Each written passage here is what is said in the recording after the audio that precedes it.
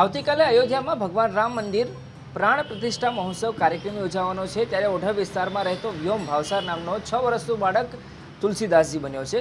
વ્યોમ મારી સાથે છે, એની સાથે વાત કરીએ. અચ્છા વ્યોમ, મને એમ કહો કે આ તમે તુલસીદાસજી બન્યા છો, તો કેમ તુલસીદાસજી કેમ બન્યા? કેમ કે પહેલાં તો તમે રાવણ બન્યા હતા અને ગુરુ ગોવિંદસિંહ પણ બન્યા હતા ને, તો આ તુલસીદાસજી તમે કેમ બન્યા છો હવે? હું એક પ્રોગ્રામમાં ગયેલો. મારો પ્રોગ્રામ પત્યો ને ત્યારે એક મહારાજે કીધું રાવણ નહીં બનાવવાનું, બ્રાહ્મણ બનાવવાનું, એક બીજું બનાવવાનું. એટલે